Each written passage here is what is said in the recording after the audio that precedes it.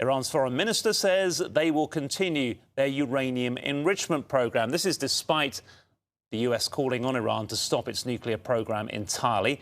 Nick Robertson has the latest.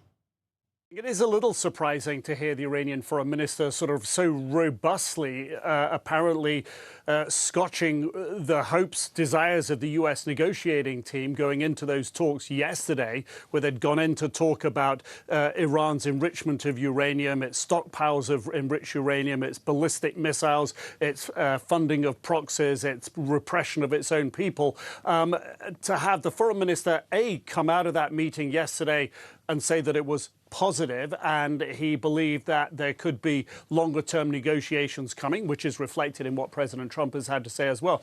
But that he should come out today and say that it's an undeniable right for Iran to be able to enrich uranium. I mean, that seems to fly directly in the face of the US position, but these are negotiations. But he also said it's non-negotiable to negotiate about Iran's ballistic missiles. That also is a surprise, because that, again, would seem to be a line that would scupper the potential of talks here. And President Trump being very, very clear for the Iranian leadership, despite how well the talks seem to be going so far, what's at stake for them. This is what he said.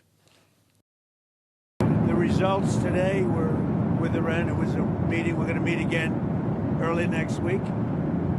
And they want to make a deal. Iran, as they should want to make a deal. They know the consequences. If they don't make a deal, the consequences are very steep. So we'll see what happens.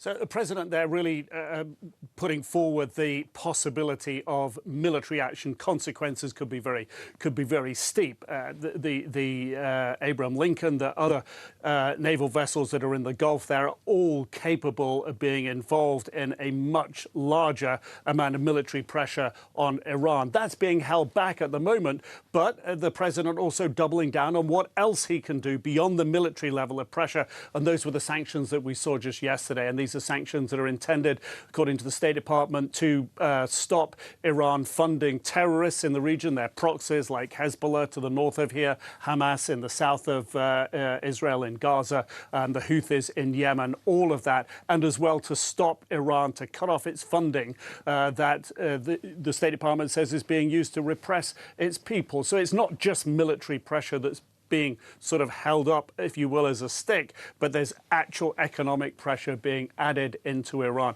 So where do the talks go from here? Expect talks in the next couple of days, but they're so far very slow and seem to be much more talks about talks rather than substance, which is really tough territory at the moment.